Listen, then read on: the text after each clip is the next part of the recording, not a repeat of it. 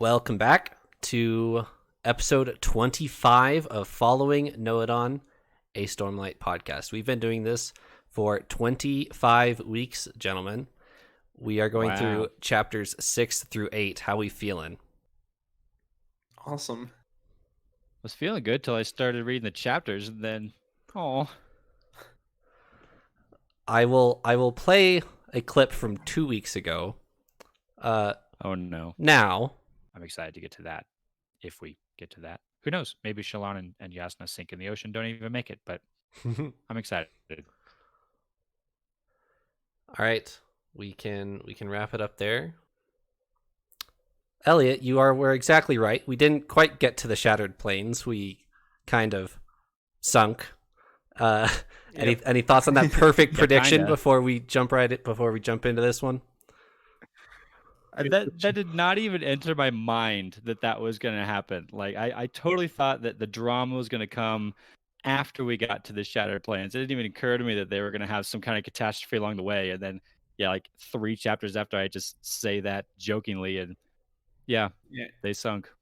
It was like the hypothetical, anything could happen, and exactly what he said happened. Yeah.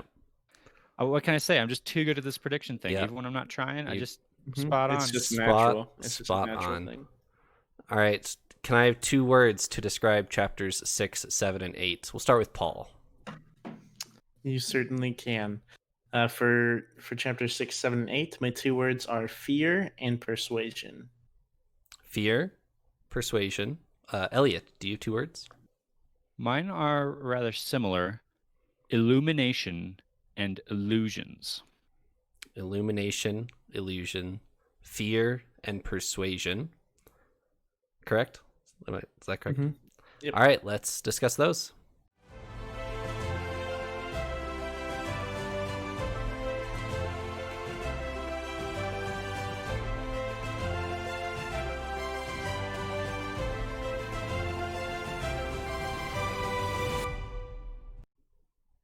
Alrighty.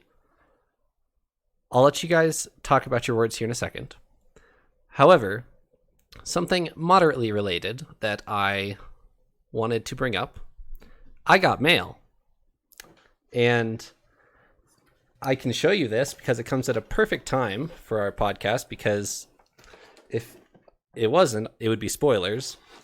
But we're that far, so we're good. Nice. I backed the Way of Kings Kickstarter, and I got my first reward today, or yesterday. And it is the Bridge 4 poster, and they're all in Colin blue uniforms, so that's why it would be a minor spoiler if this came any earlier. But let's see if I can hold this up in a way that you could see it. But this is the first reward for the Way of Kings Kickstarter. It's kind of hard to show this all at once, but nice. Yeah, very nice. I'm very happy with it. It's very big. It looks about as big as you are. That's me. Yeah. This will be awesome. Hanging up on my wall shortly, but I didn't have time to put it up yet. So I just wanted to show that off. So who all's on there? Does it have Rock and Sigzil and? Don't look at it too close, because there is one spoiler on here. But okay. Yes, everybody who you would think be on there is on there. +1. Got it. +1. All right. I just want to show that off. I'm very happy with it. Very nice. All right, Paul, let's talk about... Show off. Yes. Oh, believe me, when I get my leather-bound Way of Kings, you'll be seeing it, and you'll be seeing it a lot. So be prepared. Okay. All right, Paul, let's talk about your 2 words. Yes. So my 2 words, first of which is fear, and it's partly because of Shalon's fear in the first 2 chapters here, or the fearful things that happen. A lot of bad stuff happens to her. And also goes into the Kaladin chapter, which we'll talk about a little bit, where Dalinar kind of uses some fear tactics almost. On the same avenue, my other word is persuasion, and it's mostly for that, as well as guess Shalon tries to persuade the boat. um, Yes, she does. which is kind of funny. But yes, those are my 2 words. Okay, Elliot, what are your 2 words? So my 2 words were illumination and illusions. And I picked these almost exclusively for the Shalon chapters. There was maybe a tiny bit in the Dalinar chapter where I could tie into this. There's the discussion about shard blades and how a shard bearer can kind of lend their shard blade to someone else and like will it to still exist for them, almost in kind of like an illusion type of way. Although he actually has a shard blade, so not a great parallel. I was primarily thinking of the Shalon chapters for these. We Shalon's other ability, in addition to soul casting, is illumination, and this ability she has to use light to do different things and make illusions. And we see her make this figure that is a sort of illusion. But I thought too of kind of the discussion about that she and Pattern have about light and shadow and truth and lies, and how you can illuminate something, but maybe that what you just illuminated is actually an illusion, and kind of the dichotomy there. So that was why. Gotcha. I think I want to talk about chapter 8 first, just to kind of get Dalinar's chapter out of the way, and then we can talk about Shalon here in a little bit, because there's quite a bit in the Shalon chapters, and I want to not feel like we're rushed trying to get through them. We can skip down to chapter 8. Any first impressions on this Dalinar chapter?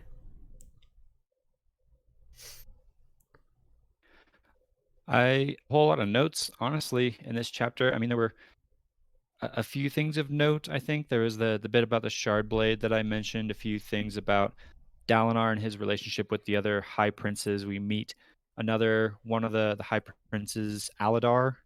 I think that seemed like a pretty straightforward name. So yeah. But honestly, it just kind of seemed like it was progressing the plot a little bit, just kind of moving things along without too many earth-shattering revelations here in this chapter. I don't know. What did you think, Paul? Yeah, I was gonna say pretty similarly. We see Dalinar. He's kind of putting his foot down with everyone. He's getting his way, which could be good or bad. Well, at least with the way he's being pretty forceful. Like I said, my 2 words were fear and persuasion. I feel like he uses fear to persuade Aladar and kind of goes pretty stern with him. But yeah, overall, it wasn't the most notable chapter. I mean, it was a normal chapter. Couple things that I just wanted to highlight in this chapter. First, this is the first bridge run that he's trying his new tactic. He calls 2 of the high princes to go on this run, Aladar and Roion, I believe. And Aladar shows up and Roion does not, and so Adolin goes on the run instead to back up Aladar. And Dalinar and Aladar are talking back and forth, having like a couple conversations about the battle, a couple conversations about the new tactics, etc. And Dalinar threatens him. He says that if you don't listen to me, I'm tired of not being listened to. If I'm as High Prince of War now, if you don't listen to me, he drops a name, and it's somebody who Sadius dueled back in the day, and dueled to the death, that type of thing. And so he just straight up threatens him. Any thoughts on this from Dalinar's character? He mentions how Gavilar was kind of the one to bring people together almost by will. He says like by, words and like provoking action. And he says that Dalinar says he was the one to kind of, what was it, carrots and sticks almost approach, like he was going to go in and, beat you to get in line, in a sense, Right. He was going to take action, more forceful action, rather than try and persuade you. And I think this is kind of just showcasing that he's not an eloquent speaker and that type. But yeah, pretty much. Yep, that was kind of my takeaway too on that was Dalinar's his focus is shifting. He's turning from now war focused. He's letting Adolin lead the army. He's letting Adolin handle most of the tactics at least, and he's focusing more on the diplomacy, if you will. But he's still not very good at diplomacy. Right. He's not very good at persuasion, like you mentioned, Paul. So he just ultimately just has to resort to threatening, and yeah, hopefully he gets better at this. Yeah, historically, Dalinar is the soldier, the general, the warmonger, if you will. And as he's trying to step back and let Adolin start taking the army, and he's trying to be the politician, he's not very good at it. And he's just going to use brute force until he can figure out a way to motivate the High Princes to do what he wants. Any other thoughts from this chapter? Moment where Dalinar wonders to himself why the Parshendi Shardbearer is not joining the battle. He sees the Shardbearer like adjoining plateau, and he recognizes the Shardbearer. It's the same one he fought in the battle at the end of Way of Kings. But he kind of wonders why are they not sending him in? Why are they holding him back? Like, what's the tactical reasoning for that? And I'm still wondering that the same as he is. The Parshendi don't seem to be making a whole lot of logical tactical choices. So again, I think there's some other factor at play here that's compounding this for the Parshendi to make them do thing, but I'm not really sure what it is. That was it. Yeah, I think that's totally fine. There isn't terribly much to this chapter. It's just showing the first plateau run. It's sort of successful. I mean, they do win, but that's because Dalinar had to step up with Adolin's army, and because Royan didn't respond to the bridge run. So, alrighty, let's go back to chapter 6 and chapter 7. So, I mean, let's get this out of the way first. Jasna appears to be dead. Any like what? Yes. Yes. Any thoughts on this? Do you guys think she's actually dead? Did you see this coming? Let's talk about Jasna's death real quick, and we'll go back and go a little slower. One quick thought before, I guess, the more real thoughts. I just have to get this out there. So we made a prediction that Jasna is not real. And True. Since she died right in the middle of the ocean, I was going to go with the whole, like, if a tree falls in the woods and no one hears it. So if she dies in the middle of the ocean, no one survives. Like, was she ever there? Did like, it really is she happen? real? It's Is she true. real? So this could all be in Shalon's imagination, and she just woke up on the shore, and very well could. Yeah. So you guys ready for another crazy theory? Well, I'm ready. Yes, very ready. All right. I'm going to have to reference a few other things in these chapters, so we might jump around a little bit. We'll have to go back to kind of the start and work our way through it. But yeah, jumping to Jasna's death. My theory on this, and this is not the crazy part. My theory on this is that she's not dead. I'm sure there's other people that may be thinking that as well. There's enough here to maybe hint at something fishy going on. When Shalon walks into the room afterwards, Jasna's body is not there, and you could easily explain that as the marauders, whoever these are, took the body with them when they went up to the top of the ship. It's so that there could be an explanation for that, but that right there got me a little bit suspicious. I felt like this was maybe oversold a little bit. When I read the epigraph at the beginning of the chapter, I immediately knew Jasna was going to die because of it was in Navani's journal. She's talking about, this death broke me. And I was like, oh, that can only be Jasna. That has to be Jasna dying. And so knew it was coming. I knew I was supposed to be, emotionally involved in this, and I was. It was pretty surprising. I did not see that coming. ahead of this chapter. But the crazy part is, I think Jasna is in Shadesmar. She did not die, but I think she has split her consciousness into multiple parts. All those multiple parts are in Shadesmar. And here's why. Okay.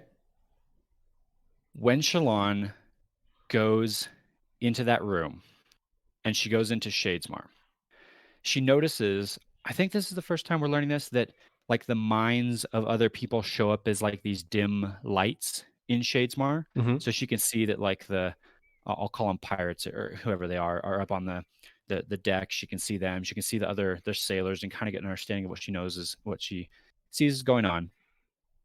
She notices very specifically that surrounding her feet are lots of little lights. And she guesses in the moment that these are fish, that these are the minds of fish maybe swimming around her. Mm-hmm.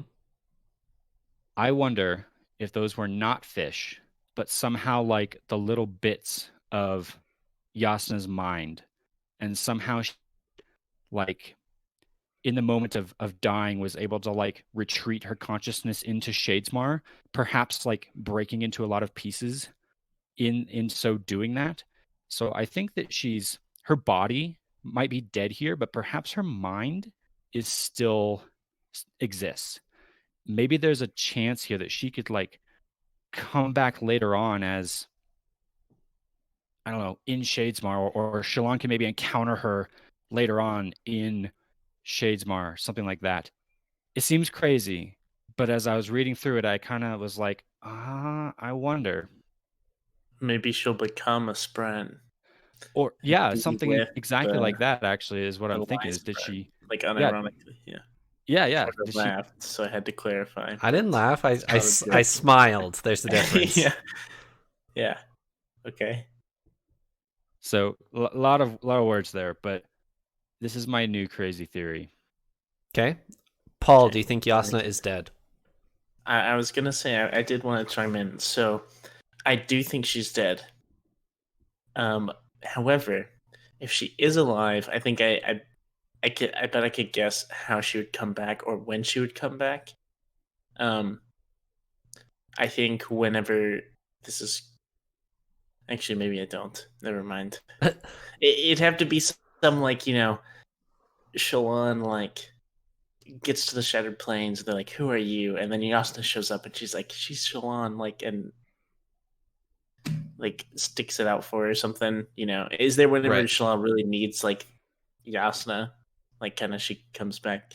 I could see that happening. I would be a little upset, I guess, if Yasna lives. Not that I don't. This isn't. I don't like Yasna. I was very upset when she died, but I think it would be a little bit too much plot armor if she gets stabbed on the boat and the boat just vanishes in the middle of it, like in the ocean, and then she just like appears back. The Shadesmar thing is like literally the only way. Like if it's like she hung on and like floated to shore, like I would feel like that'd be a little bit of a stretch. Sure. But yeah, I do think she's dead. Long story short, I went off a bit there, but yes, I do think that Jasna is dead. Okay. If you think about it from a purely plot and like plot archetypes scenario, her dying here actually makes a lot of sense. That this is following a very traditional apprentice meets the master, learns a little bit from the master, but then master dies, and now apprentices on their own with a little bit of knowledge, having to now live up to this, like carry on their legacy kind of thing. Like this is a very well explored type of story here. So that makes a lot of sense actually to have Jasna die here and formative in Shalon's life. This could be a defining moment for her, of her having to step out from underneath the wing of Jasna and become her own person. So I think I'm with you, Paul. I probably think she is dead, or if she's still around, it's some crazy version like I was talking about where her mind like maybe exists in Shadesmar still, but her body's dead. She can never come back to the physical realm. But kind of like I don't in know. Star Wars, like Like you live on as a force ghost.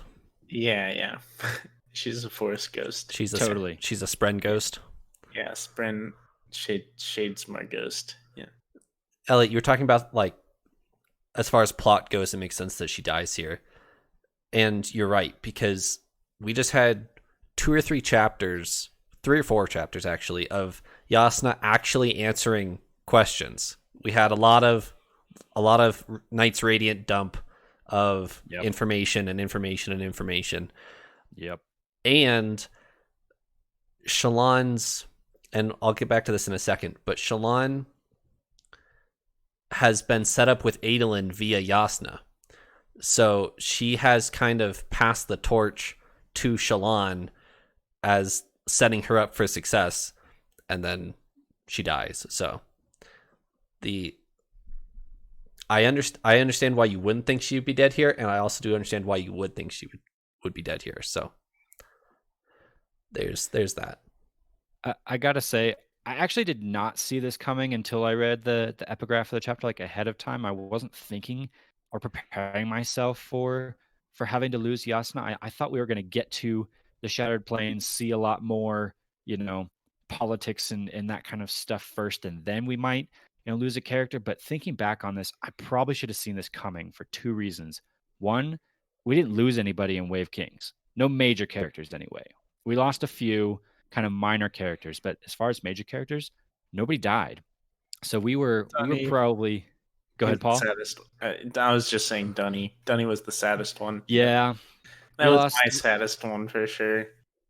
But yes, you're right. No major characters. Some sad moments, but it was probably high time to lose a major character. And in the chapter before this, Shalon even has a moment where she says, "Oh, I've stumbled into the perfect life. Everything is awesome. All my problems are solved. This is great."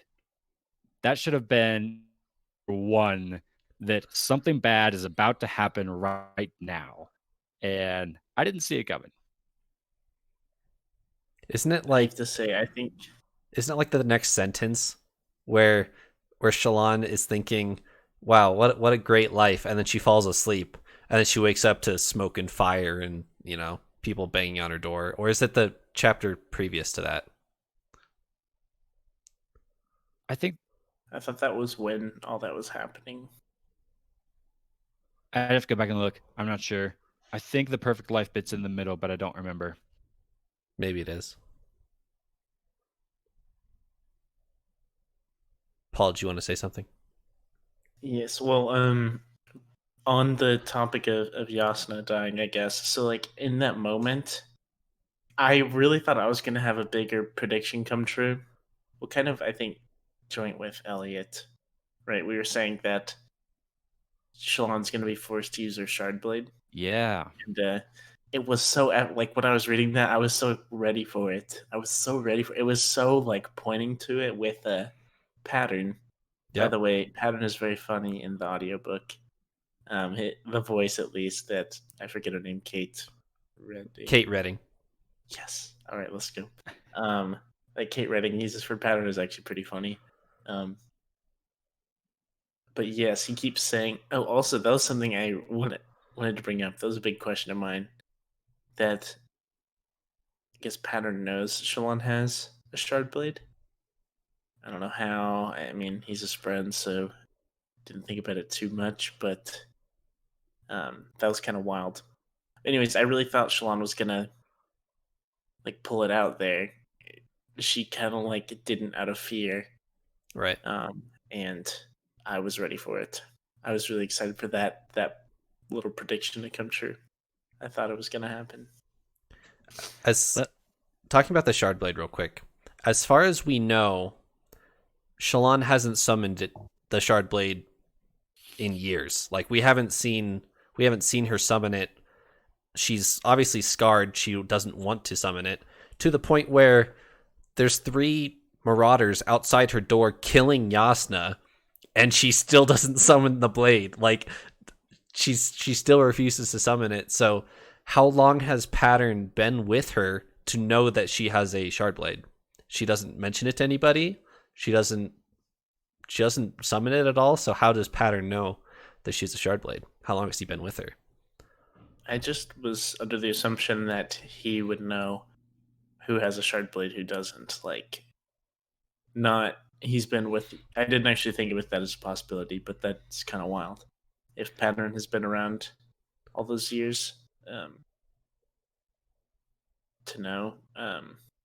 But yeah, I just assumed he knew she had a shard blade, and that was my question. Like, do Spren know, or do these more significant Spren know? That was actually my thought my first time through, was just without thinking about it, I read through that as, well, maybe it's obvious to Spren that people have, shard blades. But then reading back through, I did question that a little more. Like you're saying, of wait a second, how does he know?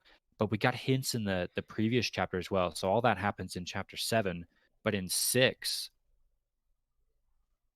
knows part of Shalon's past, or he can, like, somehow he's involved with her past. And that reminded me a lot of Syl. Syl has, like, these broken memories with Kaladin going back, like, long before we met Syl. And so here's another example of he has somehow they've interacted or been around each other for a lot longer than they realize. Like in Shalon's case, maybe a lot longer, like 10 years or something like that. We don't know when these memories are that Shalon is trying to, like, fight back as they start to come. But if Pattern was there, has he been around for a decade? Wow. I believe Shalon is 19 in this book. She's the same age as Kaladin, and she's having memories of quite a while ago. So, but yeah, I thought in that moment for sure, as I was reading that shard blade was coming out, going to come true right there. That here's Jasna in this moment. She's being murdered, and here come these guys right after Shalon. Shalon's life is in danger, and she still won't pull this blade out. Like, man, so close. Yeah, and Pattern's like sword, and she Yeah. just, like, won't. You just keep saying it over and over, and I was ready for it. So what will it take for Shalon to summon her blade? When do you guys think it's going to happen? What's gonna prompt her if this doesn't? I think it's going to be like what prompted her to steal the Soulcaster back with Jasna. Okay. Someone's going to have to make her mad. Like, something's going to have to upset her. It's not going to be out of fear or something like that, but out of, like, a justification almost for it. Like a more aggressive emotion than fear. Mm-hmm. Got it. Yeah. That's a good thought. I like that. Eliot, you kind of mentioned it a second ago, but we can go back to the epigraphs. You've noticed that the epigraphs are far more cut and dry than the Way of Kings epigraphs. We didn't really know the context of the Way of Kings epigraphs until the last chapter with Szeth, but these ones seem pretty straightforward. They're excerpts from the Journal of Navani sometime after this has happened, and she's recounting the events of what's happening now. Do you want to talk about it a bit? Yeah, I've been kind of enjoying this, but also a little infuriated by this at the same time. So in Way of Kings, the epigraphs, almost all of them, are completely irrelevant to the first time reader. Like, it got to the point where I almost didn't even, like, read them or think as I was reading them, because it was like, reading means nothing, move on. Words of Radiance is completely different. One, because they're labeled with something that means something to us. Vani's journal, and they're referencing events that we're seeing either in Words of Radiance or that we've seen already in Way of Kings. And so a lot more closely and picking up on stuff. Like, for instance, that chapter 7 where Jasna dies, the journal entry is Navani, like, talking about her grief. And that immediately clued me into, something, somebody's going to die here. And so they seem way more relevant and important to what's actually going on. But at this, I'm a little cautious about some of this, because some of it seems to be obvious, but I'm wondering if it's not. Like, there's a lot of references to the Parshendi and how they changed, and oh, they were this bigger threat than we thought they were going to be, and all this stuff. And part of me is like, okay, we're expecting that. Is that like leading us down the wrong path now? I don't know. I'm now doubting that they're too relevant or too obvious. We'll see, I guess. I think it's kind of interesting that the first book of the series, the epigraphs are completely out of context, and then the second book of the series, he takes it easy on you and gives you all of these freebies. It's like, oh, this is very specific and very easy to understand.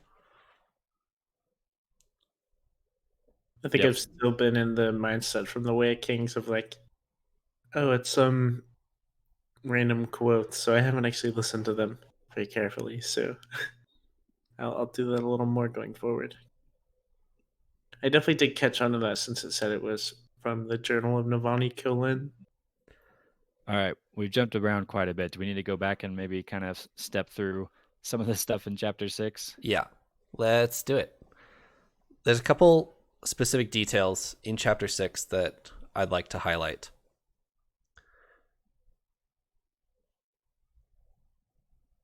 Shalon is,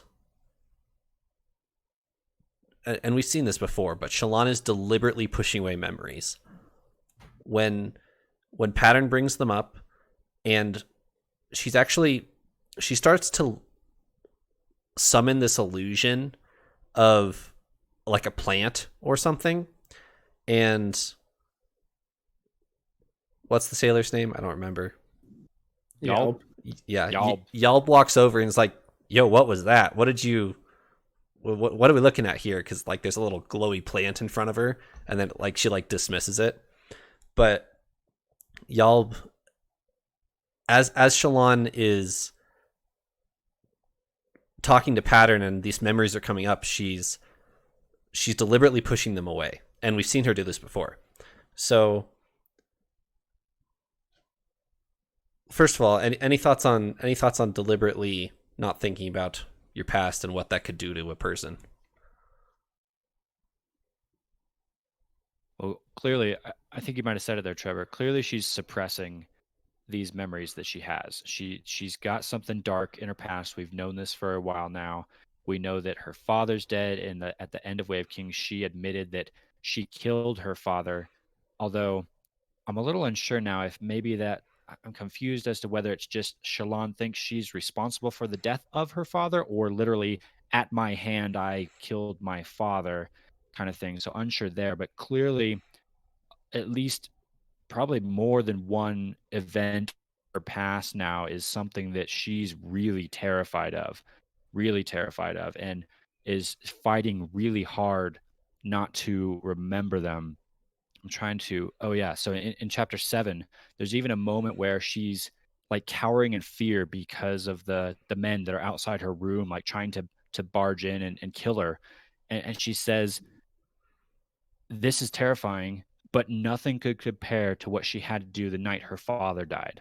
That's not quite the quote, but it's close. Like, Yeah. Whatever's in her past is even more terrifying and horrible than what she's going through right then, where she just witnessed Jasna be murdered, be killed right in front of her, and these men are coming after her with, torches and pitchforks, basically.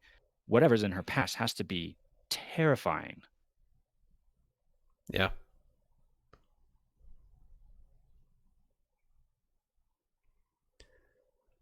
I believe it's in chapter 6 still. But we see her use Stormlight. And yet Shalon doesn't really know what's happening. Jasna kind of does. So when Shalon is in her room, she's got spheres in her goblet that are 2 storms old. And she's going to switch them out with the ones in her safe pouch, which are 1 storm old. But the Stormlight is done in the spheres that she has on her. And she doesn't really know what's happening, but as a reader, we've read The Way of Kings. We can put 2 and 2 together and figure out that, oh, this is the same thing that Kaladin did. Back in when he was running bridges, he was accidentally using Stormlight. Shalon is summoning this glowy plant thing in front of her, and that's using her Stormlight. And she does something similar in chapter 7 when the men are trying to barge into her room. She summons this little illusion, Eliot, that you talked about earlier. It runs up the stairs or whatever, and the guys run after it. So we don't really know how those powers work, like what the rules are exactly, but that is basically her second power so far, is she can summon little lights. She loves Christmas time, I bet. One thing that I thought was really interesting, I believe this was in chapter 6. I could be wrong. But Jasna and Shalon are talking, and I thought this was very interesting about how... Well, it's sure not in chapter 7, I can tell you that. Fair Too point. soon. Fair point. So Jasna was saying about how there are beginning to be more and more surge binders and things like that, and how the Knights Radiant are basically being remade. And I guess I wanted to know a little more about your thoughts on that. I thought it was super cool and made me kind of excited going forward. Well, excited in that we're probably going to see more people like Shalon, Jasna, Kaladin pop up as we go forward. But also it's because there's like an imminent threat on the horizon, so not cool in that aspect. Define imminent threat, because there's a couple. Which one are you referring to? Basically the whole deal with the Void Bringers that Jasna was talking about. Okay. She was researching, and that, that's gonna be that plus I forgot his name, but our herald that we met at the end of the book, saying that the desolation has come. Mm-hmm. Whatever the desolation is, that whole deal, it's kind of foggy at the moment. But we know something big is coming. It's probably not good. We have 4 or 5 things coming up. We have the Assassin in White is coming. We have the Everstorm comes, as that's been said. We have a lot of allusions to the Void Bringers. We have Odium has been talked about. And we have the Final Desolation has been referred to as well. So are all of those related? Are some of those related to each other, but not all of them? We don't really know, but there's a combination of like 5 or so things that we have been alluded to. We just don't know exactly when's happening. I thought it was interesting, that tidbit about like rushes of or waves of new Knights Radiant every time there's a desolation. I think Jasna and Shalon talk about that you're talking about, Paul, is more knights either joined ranks or are awakened. I'm still unclear of whether, like in the old days, did people just enlist to become a Knights Radiant? Like, hey, I want to be a Knights Radiant. Oh, okay. Well, you're going to get assigned to this spren, and you're going to go be, in this order, kind of Hogwarts style, sorting hat kind of thing, or is this more of like Star Wars, where you just have these inherent force powers, and you get discovered by the order of Knights Radiant, and they bring you in and initiate you. I'm real curious how that works, and how this process of a new wave of recruits comes before the desolation, but it seems like that's what's happening.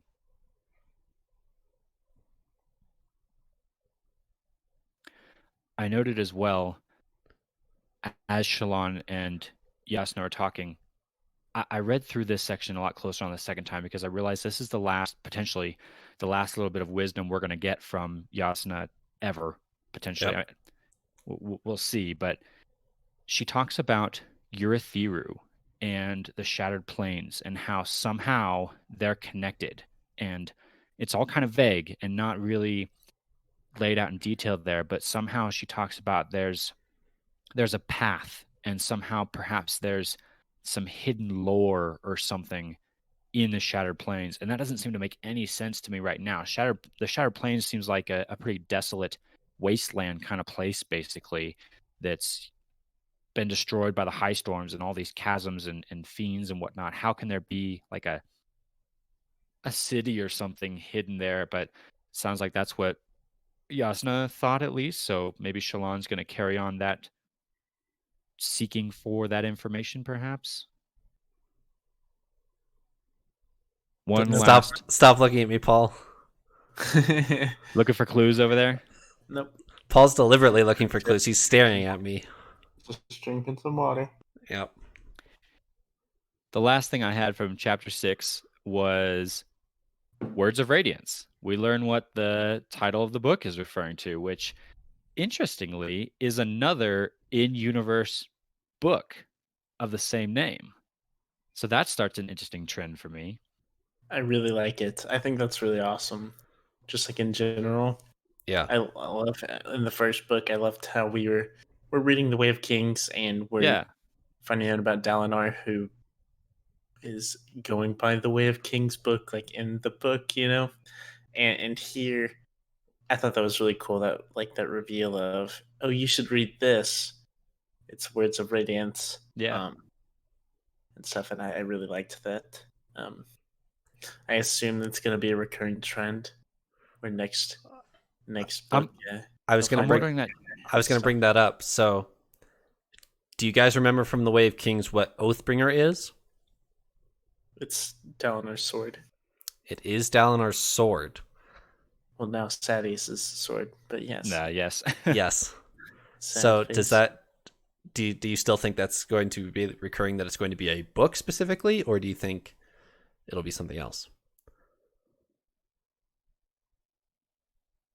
I'm still on the book train. Somehow, either we don't actually know. Do we know how he named his sword? I don't think so. It could be after the book Oathbringer. We just didn't really know. You know. I've been thinking a lot about this actually since I read this chapter of Words of Radiance book, Way of Kings book, Oathbringer sword.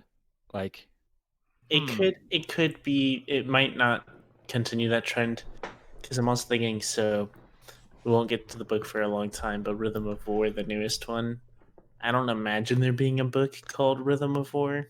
I have a guess as to what that would relate to, but you can guess. Yeah, You're not. Well, I'm guessing it has to do with the Parshendi and their song, and I'm guessing it's going to be a bigger war with the Parshendi at that time. Is my guess. So it will be in relation to that war going on, or starting maybe. So that's my big thought on that. That makes a lot of sense. I think it will pertain to Rhythm of War being the Parshendi and their singing and stuff and in war. Not necessarily a book. Unless it's a book the Parshendi wrote called Rhythm of War, and it's how they sing together. Bold theory. Bold prediction. Mm-hmm. Big one. One that I don't even know the answer to be honest. I haven't read Rhythm of War yet. Soon. You'll read it all in 2 days, I'm sure. I plan on it. Yeah. As we're recording this right now, they have done their pre-release chapters up to chapter 17, and they do pre-release chapters every Tuesday. So I have read up to chapter 17 of Rhythm of War. Nice. So can you tell me if my prediction was right yet? No, I told you I don't know. Okay. Uh-huh. Mm-hmm. Sure. Mm-hmm. Okay. So the other nugget of wisdom or little revelation that comes along with Words of Radiance is what I think, 95% sure here, is Shalon's order of the Knights Radiant, and that is the Light Weavers. Jasna says, this is the book of the Light Weavers. Here, go read and study this. I'm not 100% sure that Jasna says, hey, you're a Light Weaver, but it seemed really obvious that was the case. So I think we can now we know 2 people who are assigned to, for sure, or mostly for sure, Orders of Knights Radiant. We have Kaladin the Windrunner, and we have Shalon the Light Weaver, I think.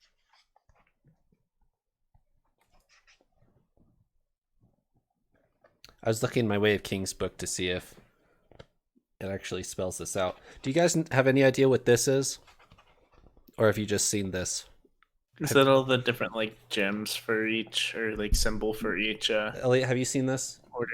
image? I have seen a reference to that, and that is actually described in this chapter. So It is. the Jasna and Shalon talk about the double eye of the Almighty, which I'm assuming is that picture Yeah, that you're it is. showing, because it talks about it. It has the 10 essences on it, or the 10 orders, or it's not like super clear what exact referencing the 10 essences, 10 orders, and then they talk about like surges as well in that same conversation.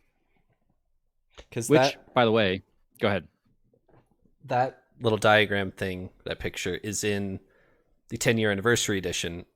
No, the special edition. Sorry, not 10-year anniversary of The Way of Kings, but it is probably not in your mass market paperback, Elliot. Nope. And that brings me to another thing I realized reading these chapters. I think it was that section, actually. I'm not exactly sure where I realized this. I realized in my mind, I've been defining surge binding incorrectly up to this point. Okay. Up all the way through Way of Kings and through these first couple of chapters, I thought surge binding specifically meant what Kaladin and Zeth do. Their ability to, like, the lashings that they do, and that I thought that, breathing in the Stormlight and using it to do that was surge binding. I realize now surge binding is a little bigger than that, because what Shalon does with the light and soul casting is also surge binding. At least it's kind of referenced that way in these chapters. And I had a little light bulb moment in these chapters of, oh, surge binding is not lashing. Surge binding is using Stormlight to perform magic, I guess, for lack of a better term. But I should have realized that a while ago, I'm sure, but had a little light bulb moment in these chapters. Now I'm going to think about it differently. I will be completely honest. On my first read through, I was not excited that Words of Radiance was Shalon's book, because I was so uninterested in Shalon at the time. So as I was seeing her do these abilities for the first time, I didn't really think about it that much. I just kept going and listened and didn't really think about it. But you're right that it is defined as surge binding, so she's surge binding, but not like Kaladin is, or not like Zeth. Right. So right.